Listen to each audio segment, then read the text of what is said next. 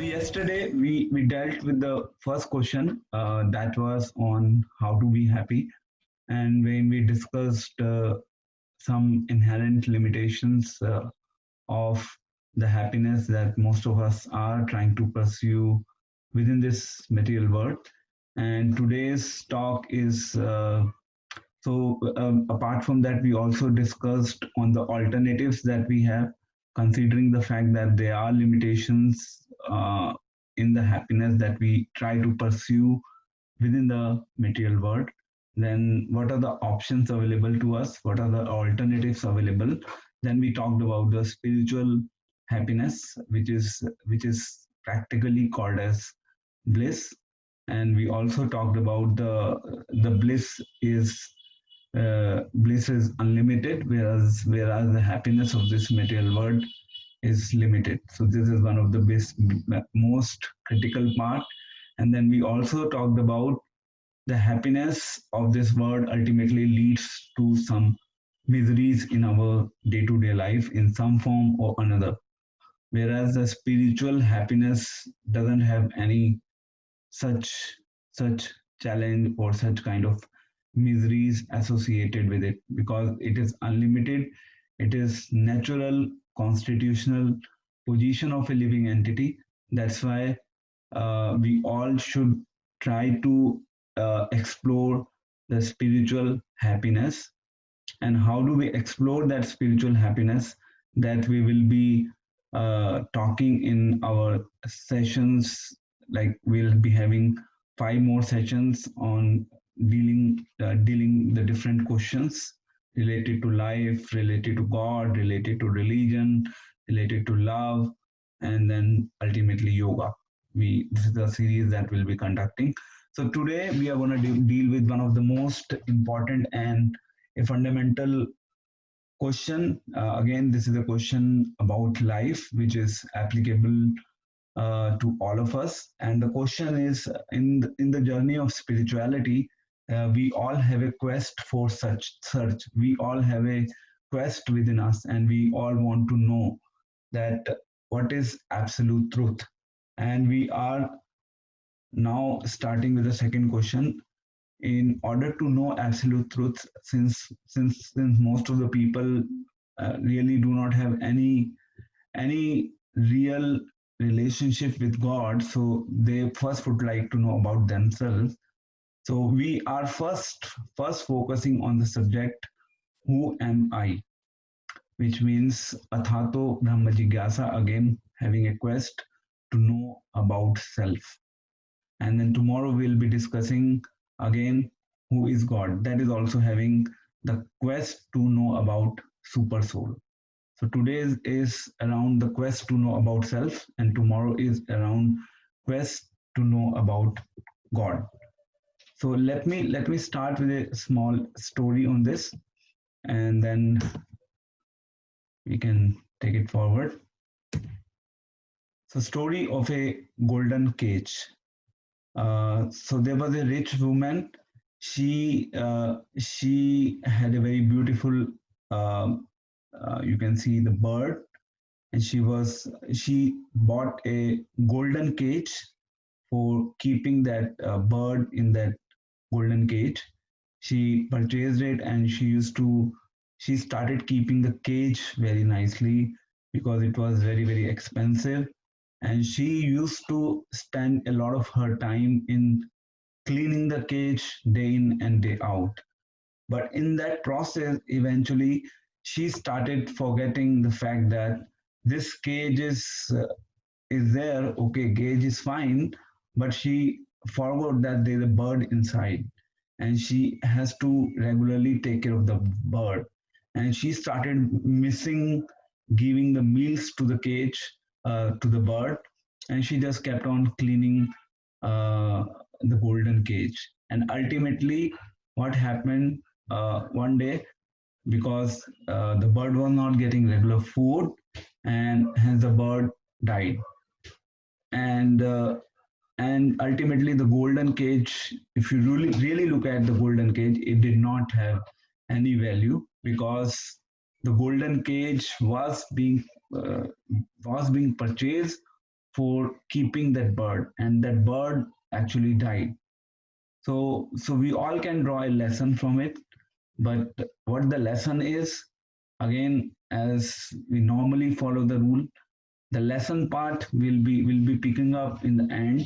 First we'll be building up momentum on the subject that we are discussing, and then we'll be coming back to this slide one, and then we will do a little brainstorming. And I'm sure by the end of the session you all will be able to get a lesson out of this very small story, what we can get from this story, and how we can apply that in our day-to-day lifestyle. So next, now when it comes to the question of who am I, then this question can be dealt at three different levels. So there are three levels at which we can deal with this question. So we'll be talking about these questions on three different levels. And so first is common sense, or you can say a logical view of understanding this question, how by the principle of logic we can understand about the concept of who we are. Then the second level is known as scientific level. Scientific means, again, most of us are very much enamored by the science. As soon as we hear that, oh, it is something scientific, science has proved it, then people really like to follow that. So that's the second level at which we will be discussing on this question, who am I? And then the third level is the spiritual level. The spiritual level is the level, again, you can say, what our Vedic scriptures talks about this fundamental question of who am I, because there is a lot of confusion around this question, or even in society, people spend their half of life, or their full of life, 40 years, 50 years, still they really do not consciously think of actually getting into this question and solving this mystery, how to really get a concrete understanding of who we are, and then what we are supposed to do, what is our responsibility. Like for example, in India, uh, if you ask if you ask any person, like coming from a little traditional background, so they all know about the concept of soul, and they will say, yes, okay, we are not the body, we are spirit, soul. They will have some or other understanding around it. But as people become more and more educated, and as modern education and starts entering into their brain, then they, because as per modern science, there is no such concept as soul. So modern education takes over their mind, and then they actually reject the very idea of existence of soul. So by this seminar, or by this workshop, by this session today, we will be dealing with this question at three different levels. And once we are through, then I'll be happy to answer the questions around this subject. And then whatever queries or whatever doubts you may have on this subject, you're welcome to raise your query. So first level, as I've mentioned, common sense. Common sense means logic. For many people, this word, like whatever we do, we try to do things on the platform of logic. Means we think, yes, okay, is it making sense? Is it really logical to do? When people do things within corporate world, whenever they have to take uh, any important or critical decisions, then there are brainstorming sessions that happens. So like the big brains of those corporate sectors, they sit together, and then they will have a lot of brainstorming around how the specific situation to be dealt with. So a lot of brainstorming happens, but unfortunately, when it comes to the life of an individual, then nobody is really concerned or nobody is really conscious about doing a brainstorming on the subject. Okay, we need to know about self, we need to know about God. Their brainstorming actually doesn't work in most of the cases. So this is a irony of our modern civilization. This is a fundamental disconnect within our modern civilization. But yes, those who are sincere seeker of the absolute truth, they try to deep dive into these questions and they get a logical and authoritative responses to those questions. And then they start working on really solving those mysteries of life.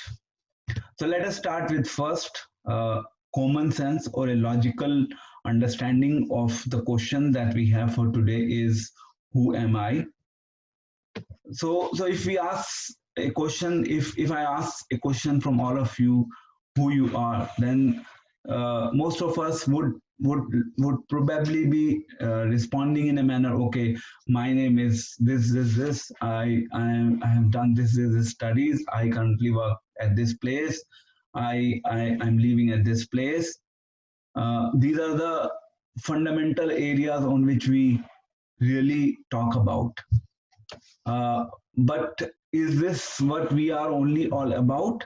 Then probably the answer is no. So now there's one doctor in USA, Dr. Monson. He did a research. He basically did a research on the human body, and and as right now, let us presume when we are discussing this part, let us presume that the science is for science there's no soul concept is in picture. So for science there's nothing to do with soul. Science only talks on the platform of matter. When science only talks about matter, then based on his analysis, he said that the body has calcium, iron, phosphorus, water content, and other substances. And we know most of the content that we all have in our body is water, which is about maybe 70% of something that we studied when we were a child. So the total cost that he basically calculated is rupees 110. Maybe now it would have increased a little, but ultimately it is just somewhere around this, considering the fact that the body is just a matter. So this is what he calculated. And if someone will say to us that this is the worth that we have as human, then we will definitely say that the person has become insane or he doesn't have a mind. But if you really go by the principles of science, considering the fact that we all are made of matter, then basically this rule is correct. Though we may say it is nonsense, but by the presumption of science, this is correct. So this is a fundamental disconnect in science. And now coming to the next part of it, in fact, it is, yeah. So since it is little scientific, so I'm not sure to what extent you will be able to connect with it, but it is interesting. Again, another fact. So within a period of 7 to 10 years on an average, approximately within a period of 7 to 10 years, uh, every cell of a human body basically undergoes a change. So whatever cell we have today, whatever we have within our body today, after 7 years, after 8 years, it will all be changed. Nothing would remain the same as it is today. So if Sachin Tendulkar, who was something 10 years before, though he is still known as Sachin Tendulkar as of today, as personality, as a person, but if you really talk about his body, then his body, what he was 7 years or 10 years before, he's no more the same person as of today. So this is how basically, as per the science, again, it is a proven fact that every cell of our human body within a period of 7 to 10 years undergoes change. So whatever we think as of today, that yes, we are Mr. XYZ, we are A, we are B, we are C. But if you really try to evaluate it, then after 7 years, we are not the same as what we really thought so. So things really changes after 7 years or 10 years. So what you think that today you are this, but in reality you are not that. So this is as per the science. Now coming to the next part, let us compare a human body with a car. Okay, now let us presume a situation. Okay, fine. We are going to expressway from Delhi to Agra. So we know it's one of the dangerous road when a lot of accidents take place. And when those accidents take place, let's say we are driving on the road, on the expressway, when we are going from Delhi to Agra. On the road, we as we are passing, we see a deadly accident that happens or that takes place there. As soon as the accident takes place, what is our first duty? Our first duty is to immediately see the person who is driving or the person, other people who are sitting in the car, what is their situation. We will try to actually first save them. And let's say if the car is a big car, we are not really worried about the car. We don't have to do anything with the car. But our first concern or our first agenda is to save that life. Car may be of 10 lakh rupees, car may be of 20 lakh rupees, but we will first call to ambulance, we'll first call to emergency support to take care of the people who were there in the car. So if you really start comparing things on a material platform, then the car might be having a lot of worth, but the human body doesn't have any worth. But any sane human being will first focus, yes, I need to first consider and take care of the person who is sitting in the car. What is their situation? I should immediately call for the ambulance or the support from doctors. That is the immediate action. So now comparison of a human body with a car. So that means the human body is more precious, it has more worth than a car, no matter how expensive a car can be. But the more precious thing, more expensive thing is ultimately car, that human who is inside the car. This anyone can basically apply a common sense or a logic, so through which we can understand that ultimately life is more precious. So what is so special about life that it becomes more precious than a machine or than a matter? So so this is why it is so precious, why it is so critical. We will be now diving into that part. So now the next situation, a person on the deathbed. So now let us see a death, a situation of death from a scientific perspective. From a scientific perspective, death in itself is a mystery. A lot of researches have been done, but at times they have not been able to draw a proper conclusion of what death really means. So I'll just give you an example to support this. So before admission into army, whenever somebody gets admitted into army, so at that time they undergo a lot of what you call as lot of tests, medical tests. They have to undergo at least 13, 14 medical tests. And then only they are, if everything is okay, then only they are eligible to join the army. That is a precondition. So once it happened in Russia, a boy was a boy had undergone a lot of tests, all the tests. He cleared all the tests, and he was in the army from the very next day. And on the very next day, he died.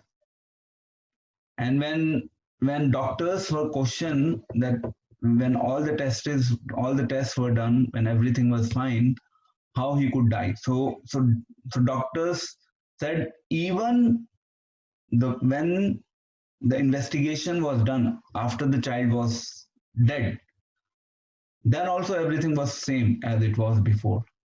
So they could not really draw any conclusion out of it, uh, what actually happened. So it was really difficult for them to really make out where the disconnect was. So this is the situation now. You see, so science doesn't have a proper answer what happens at the time of death. Now, another logical view to this, another logical understanding or a logical way of looking at it is when a person dies in India or anywhere. So person is dying, person is dead, the body is there, and once the person is dead, what is our immediate response? We say, "Oh, this person was very good. This person passed away. उनका स्वर्गवास हो गया." In India, like we say in Hindi, he has gone to heaven. So body is there, everything is there, but still we say he passed away. That means he went somewhere. Entire body is lying there, but still he went somewhere. So even within our day-to-day lives, we use this terminology that he passed away. So when we are using this terminology, that means something from that body has actually gone out. So something from that body which was there few minutes back, now that same thing is not there anymore within that body. And that was a living spark of the body, and that was basically the conscious factor of the body. And Srila Prabhupada, so this is another example. Now let us see what Srila Prabhupada, basically Srila Prabhupada, founder Acharya of Hare Krishna movement. Srila Prabhupada used to travel all over the world, and Srila Prabhupada he used to meet different scientists. When he used to meet scientists, scientists used to have arguments or questions on different subject matters, and Srila Prabhupada was very, very expert in answering the questions, whatever used to come before him. So one scientist at once asked this question, Swamiji, I think our body is just a complex machine that gets worn out and crashes. Why should we bother about some soul powering the body?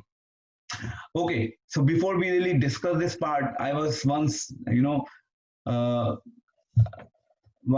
I saw once somebody really posted something somewhere, and he mentioned, I am machine with no desires. So people have declared to the world that they are machine, and this is called as height of foolishness. It is completely living on the premise of being an illogical presumptions in life, because they do not really want to understand the value of life. So now when Srila Prabhupada responded to the scientist, so he made an interesting remark. He said he's giving an example of, let's say, car. So he's telling, okay, fine. You say it is a complex machine. Okay, fine. Let us accept that our body is a complex machine. So so Prabhupada replies, does this complex machine grow? Any machine of this world doesn't really grow. Car or computer. Then the second question Prabhupada asks, does your this machine, if you're comparing it with machine, the human body, does it have a male car or a female car? There's no answer, there's no possibility. And then again, the next thing that Prabhupada uh, asked, can it unite if it has male and female car? And can it produce a baby car? The answer is no. And the next thing that Prabhupada said, very interesting, that a living body or a human body that all of us have, the human body undergoes six changes. Six changes, like we take birth, then we grow, then we kind of settle down, then we reproduces, then we depreciate, and then we finally die. We have this cycle. So a living body undergoes these different changes, whereas matter just depreciates. Matter means this body just depreciates. Okay, now Prabhupada says the last remark. Prabhupada says it is the soul. It is the soul that makes living body alive. But there is no such concept of soul in a machine. So how a human body can be compared with a soul? So human body ultimately cannot be compared with a machine. That's what Prabhupada actually, explains. It's such a logical explanation of a Prabhupada to a scientist. It is not really bringing up other aspects. Srila Prabhupada is simply talking on the principle of logic, and and and this scientists unfortunately did not have any answer to this question. Okay, let us move further. Now, we have discussed first part of it. So now we are discussing the second part of it. The second part we are moving to. We have first discussed the logical aspects or the common sense. By the principle of common sense, who we are we just human body? The answer is no. We are not just a human body. We are something beyond the human body. So why we are speaking about all these things? So that at least theoretically, we have this conviction within us that yes, we are not the material body itself. There is something beyond this material body which is actually taking our life ahead. And as soon as that component gets out of our body, then we are nothing. We don't stand anywhere. And this is what the whole race in the human civilization is all about. Oh, I might die at any moment, and people are so much worried. People have so much insecurity. Okay, anything can happen to me. This insecurity is coming just because they are just living on the platform of body. And as soon as you start living on the platform of soul, then you don't have all these fears in your life. Okay, we die, we take another birth, no problem. But if we sincerely use our body for a proper cause, for a proper purpose, then we in fact do not take birth again. That we'll be discussing in our later sessions, how it is all connected. Now we're discussing the second aspects of it, which was scientific aspect. Okay, now we are talking about the scientific aspect of this logical fallacy of who am I is it's known as near death experience oblique out of body experience. So a lot of people undergo through near death experiences or out of body experiences. A lot of scientists have done a good amount of research, and there are a lot of books available on this subject, and this is a debatable subject even within the world of science, when some set of scientists believe yes, there is something through which, because they have got a kind of scientific proof due to this near death experiences, out of body experiences that people have had in the past. And a lot of books they have written based on their researches. And there's one famous case in somewhere in the Western world of Pam Reynolds. So I think she was a singer, as I remember. So it is a case of 1991. So she had a major problem, and she had got some major problem. Then she had to go through a surgery, and that surgery was very it was a kind of a very difficult surgery that she had to go through. And during that surgery, basically her brain was not functioning. Her There was no blood movement in the brain, nothing was happening, and she was clinically dead. So that operation was it was in itself a uh, very sensitive kind of operation, because it could lead to her death. And so everything was getting monitored under close observations when this operation was taking place by the doctors. When after operation was concluded, she narrated everything. Everything means she narrated about near-death experiences, she narrated about out-of-body experiences, and then she also told what was being done with her body, how things were moving, and then what she experienced, something which was like miraculous. She narrated all those things to the doctors, and which doctors later confirmed, because as per the doctors, she was clinically dead, and she was not in a position to actually understand anything what was going on in her body. But she explained it to them, and that was like a one. It was like one of the revolution within the modern science when this specific case happened.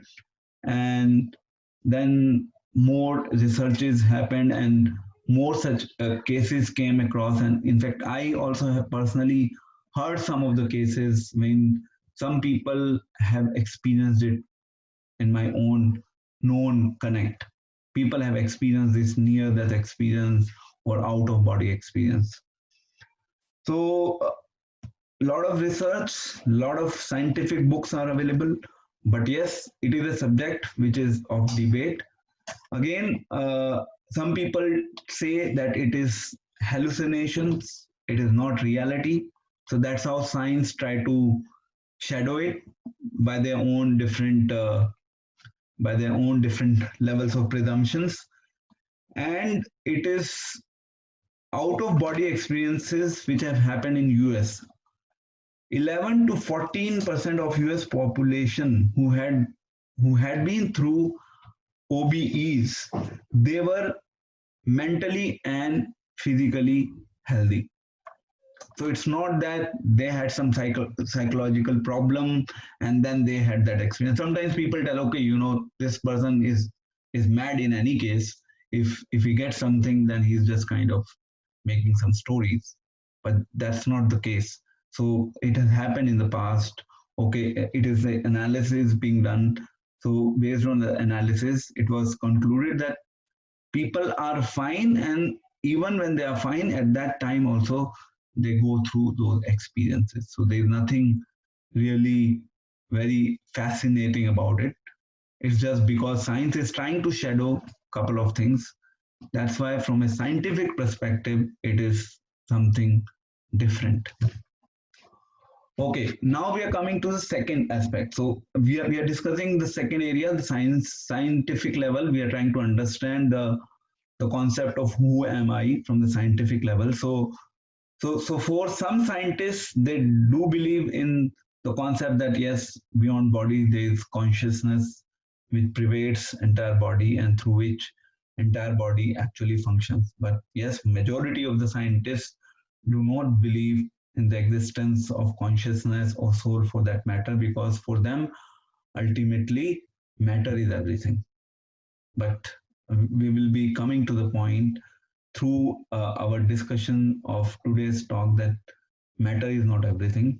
Life ultimately comes from life. That's what Srila Prabhupada used to say. Life comes from life. Life does not come from matter. Okay, so this is about NDs and OBs. Then we have next.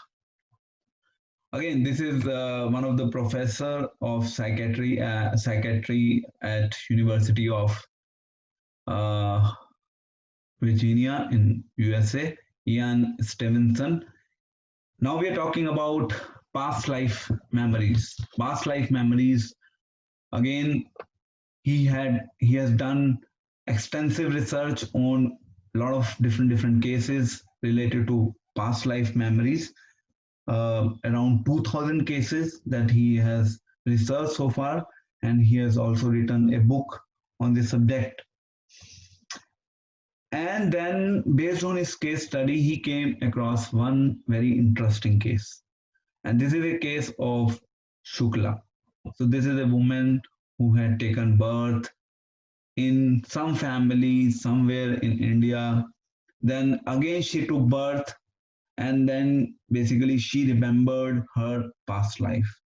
So, when she remembered her past life, she could remember her previous house, who all were there in her family, and she also could recall the name of all those people. So, when all this was done, then investigations took place, and finally, the from the investigations, it came out yes, whatever she had mentioned about, whatever she talked about her previous life was actually truth. Now, and in fact, she herself took when because she was when she was just at the age of 4 or 5 years, she used to talk about it, about her previous life. She used to talk about her previous family relations. She used to take some different names. So then her family members, they were kind of initially they were ignoring, but then they said initially they but she was doing it quite repetitively. Then she started telling them, no, I want to go there. Then she took them to that passage. She herself was kind of guiding them the way of reaching to that her old house where she was living in her previous life. Okay, so it is again well proved, well investigated, and well researched case. Like this, there are many cases on which many returns books have been written based on proper investigation. And through this past life memories, the conclusion that we can draw is that uh, the concept of reincarnation is not a mythology. Concept of reincarnation is a reality. So, so till now we discussed the two aspects. Two aspects means we first talked about the logical aspect, then we moved to the scientific aspect, and now we are moving to the third aspect. And what was the third aspect? The third aspect was the spiritual aspect, which is again critical for us to know. So logic is there, science is there, now our Vedic knowledge is there. So through all these three parameters, we can understand, we can realize that yes, ultimately we are not this body, we are spirit soul, and we all have to die one day. So then now there are two questions before we really move further. There can be two questions that one may ask. Okay, fine, you are saying that uh, this specific lady I'm talking about is okay, fine. She could remember her past life. Then why we don't remember? Why we don't remember our past life? So the answer to it is very simple. That if everyone remembers their past life, then I think it would be difficult to carry on even the present life. We won't be able to carry on with our present life because whatever miseries or whatever kind of impressions that we might have had on our brains, if we will be able to recall those again and again, because it's not a matter of one life, it's a matter of thousands or hundreds of lifetimes altogether. So we might have had multiple experiences in the past. So those experiences are there at the back of our mind. It is all stored at the subtle level of our consciousness. And if all those things gets revealed, then we will not be able to carry on the present life. I'll give you a simple example practically how it happens. So like for example, in your present life, if you go through something very challenging, something very miserable happened in your life, then at every moment, at some or other phase of your life, you remember that, and as soon as you remember that, you gets into probably a depression, or you get disturbed because of that. So you all must have experienced something that may be related to your health, maybe related to your family or your social level, whatever. All those things are backed at the mind. And as soon as you recall them, and then it becomes really difficult to function. So Krishna says, Matta Smriti Jnanam Pohanam Ja. So Krishna says, Krishna is very smart. In Bhagavad Gita, chapter 15.15, he tells, from me remembrance comes, and from me forgetfulness comes. So he basically has to decide when he has to remind you something which is beneficial for you, and when he has to let you forget something which may not be beneficial for you. So that is why he is kind of indirectly controlling it, and he's trying to hold you. And that is why all of us do not really get get that experience of past life memories.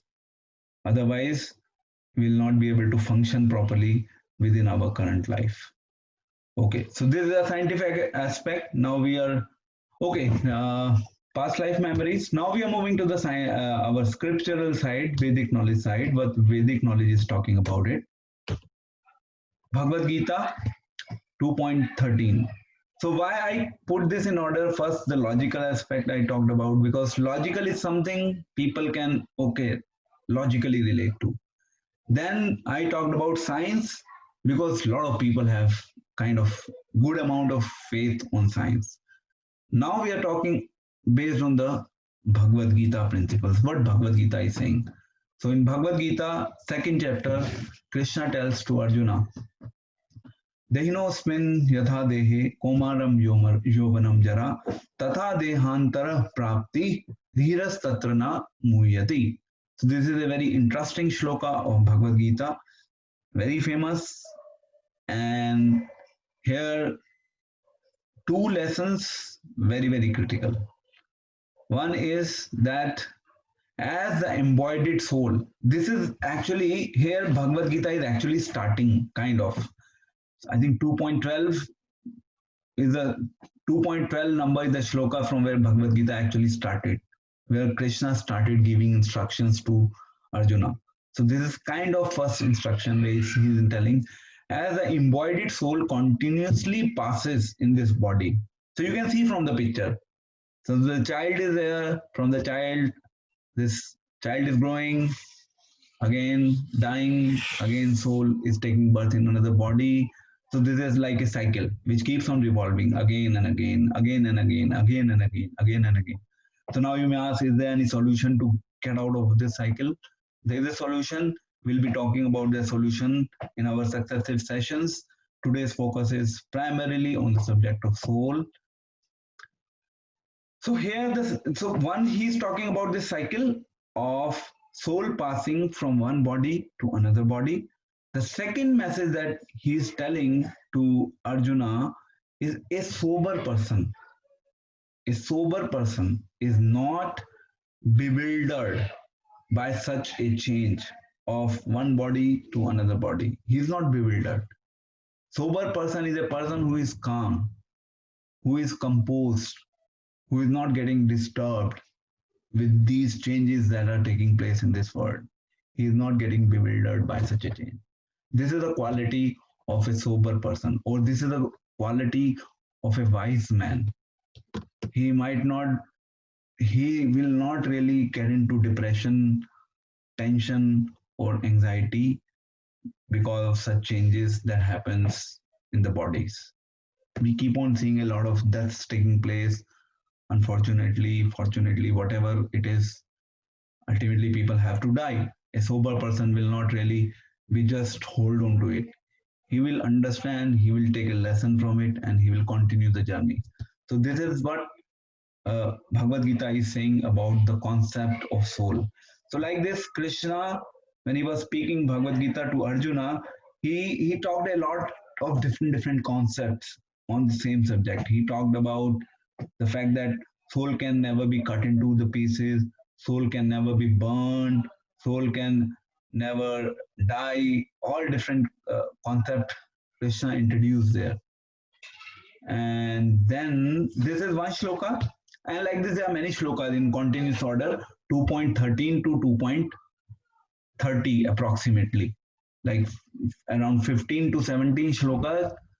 Krishna is only talking about the concept of soul, the different ways of he's trying to explain Arjuna with the help of analogy.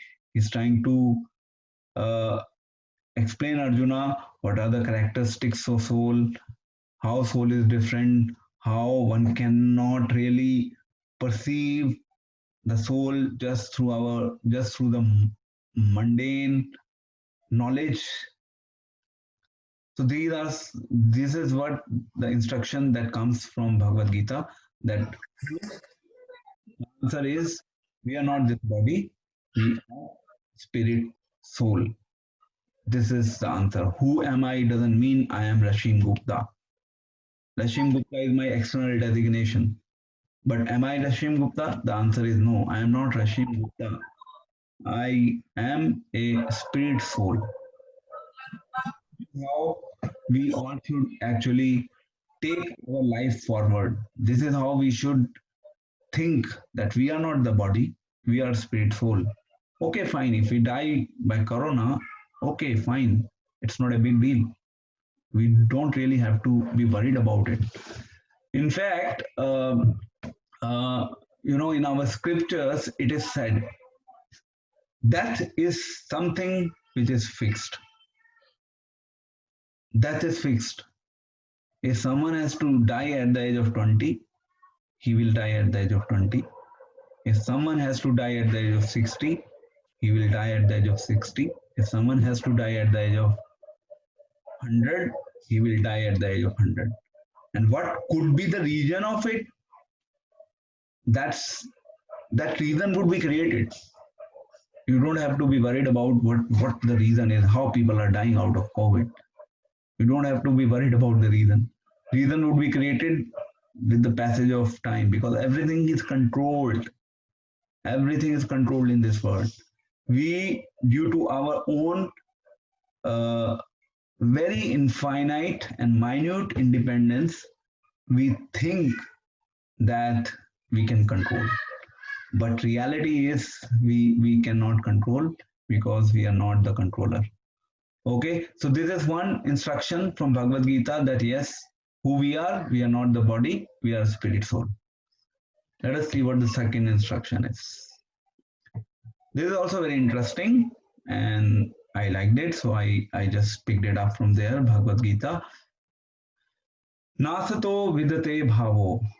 This is 2.16. Nasate vidate bhavo, na bhavo vidyate sata. Obhyorapi drasto antasta. Satvan yosta tattva darshibhi. So those who are seers of the truth, so those who have seen the truth, seers of the truth. If you want to see the truth, then you need that special eyes. Seers of the truth doesn't mean that okay, you you see the word, then it's enough. You need to see the truth from the eyes of God. Then only you can see the truth. Otherwise, you are not capable of seeing the truth. You can see everything, but still you will not be able to see the truth. If you want to see the truth, then you have to have the vision, and that vision is being given by God. That vision doesn't come to us by our own eyes or by our own spectacles. It comes through the real vision of the real truth comes by the eyes of God, when we start observing things by the eyes of God. So those who are seers of the truth have concluded that of the known existent, that means body, there is no endurance. So endurance means basically it keeps on changing. It is not stable. Body today is something, tomorrow it would be something. Today it is made of 5 elements, made of Rashim Gupta. Tomorrow it will be some XYZ Gupta, or maybe some dog in the street. Like now, just in my street, dogs are barking. So tomorrow it could be like that. Tomorrow I can become a dog. So then I'm not Rashim Gupta anymore. So you see, this is how the things changes.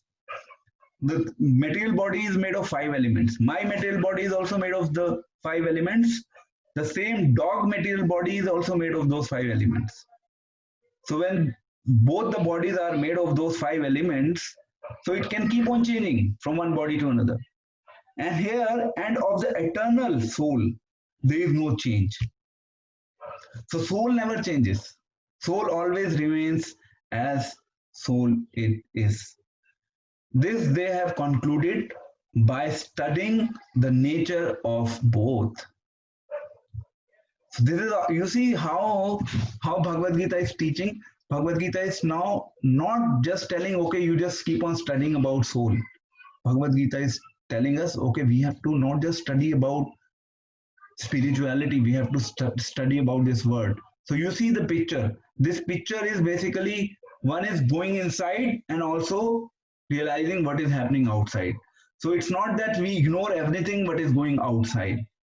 We know what is going everything outside. We take it to the extent it is relevant to the to lead the life or to understand the life, but we do not put our brains into it. We do not, all the time just keep on thinking about it. What is happening now? What will happen after 10 minutes? What will happen after 15 minutes? What will happen? What will happen after lockdown? We are not consciously bothered or getting too much into these aspects of life. We are considering these things to the extent it is needed to run our material body. Now, yes, so I now remember that question, which the second question. Now, somebody may say, okay, fine, like you said, the body is subject to changes and it is fine that, okay, fine, let us die. If the body in any case, if the soul in any case has to get other body, let us not be careful about this body. No. So this body is a gift of God that you have been awarded, and you have to use it properly. You have to use it for the right cause. And for that, you have to take care of your health also. If your health is not good, you cannot serve God. So you have to keep your health fit. So one of our acharyas says, your health is your first priority. Then your sadhana, means your own meditation. And then third is preaching. Like I'm now trying to preach the message of Bhagavad Gita. So we have to take care of all these three things. It's not that we start eliminating our health because the body is subject to changes. No problem. If we die today, it doesn't matter. We don't have to take care of the body. It's not like this. We do take care of all these things. We have to take care of our family. We have to take care of people who are connected to us. We also are concerned about what is happening in this world. And the only thing that we can do is we can pray, we can teach the right message, we can learn the right message, and we are not consciously wasting our life on those subjects. This is what I am trying to present. So Bhagavad Gita 2.16. Okay, so now I am coming to the summary, what we have done today, what all we have discussed. We are near to conclusion now. So we initially, okay, let me explain this, then I will conclude what is there. So now you may ask, what is next? What is next? What we have to do next? Okay, let's presume that theoretically we do understand that we are not this body. We are spirit soul. We are ready to accept this. This is the logical parameters, basis the scientific parameters, basis the scriptural parameters. Then what is the next action for us to do? So here is one shloka again from one of the Vedic scripture, which says, Jivere sarup hoy Krishnera nitya das, Krishnera tathastra shakti bheda bheda prakash. So it is a living entity's constitutional position. Constitutional position means at the platform of soul. What is our identity at the platform of soul? Is that we are an eternal servant of God. What is the rest? You won't be able to understand, so we'll not get into there. I'm just restricting up to here. So it is the living entity's constitutional position to be an eternal servant of God. So we all are servant of God. So when we act on the platform of soul, then we try to relate everything to God. We try to use every object of every object that is being awarded to us or that is being gifted to us by God in the service of God. So what is next? We all have to learn the art of becoming a servant of God. Okay, today is Hanuman Jayanti. We all must have at least at home done something or at least meditated it on it, or we might have seen a lot of messages flowing around. A lot of people are actually, talking about Lord Hanuman in some way or other. So Lord Hanuman represents as a best servant of Ram. That is what Lord Hanuman is all about.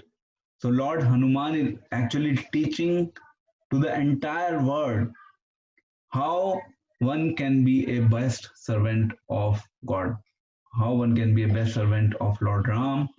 That is what he is teaching everyone in this world.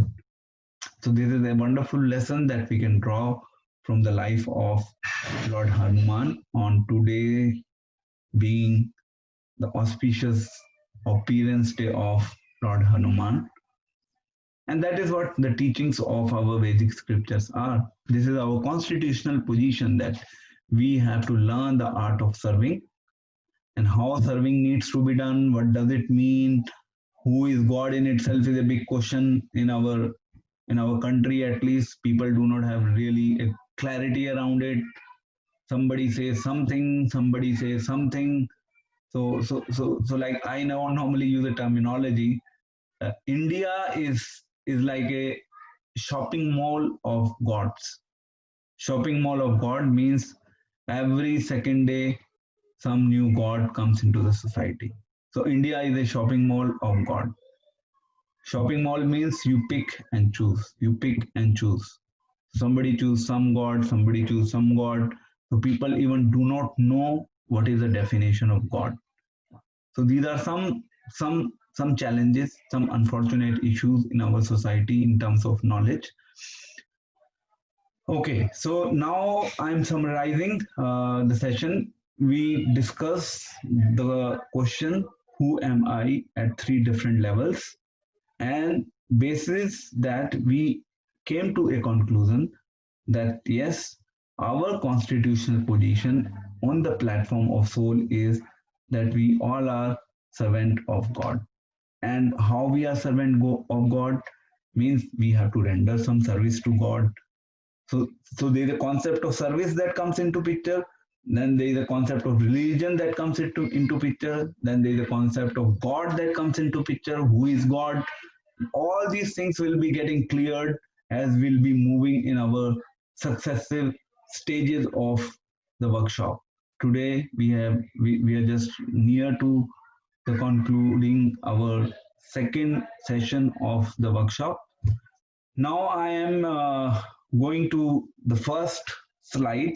So the story is teaching us an interesting lesson.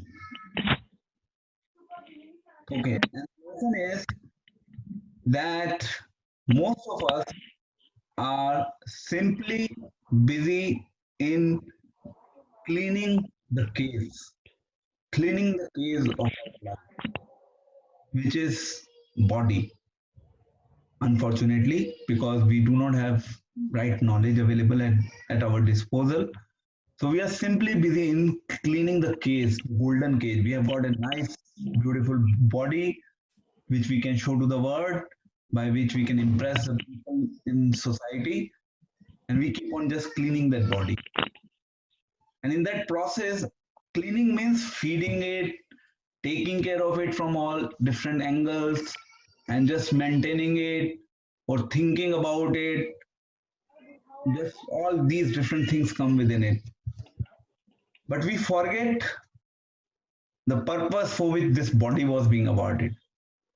The purpose for which the golden cage was being brought. The purpose for which the golden cage was being brought was to actually keep that bird nicely inside that cage.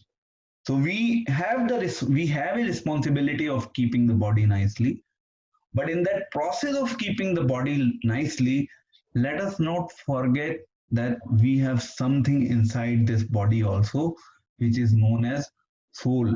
So we all are giving food to the body. We are unable to give food to the soul. And to give food to the soul, we need to know how to give food to the soul.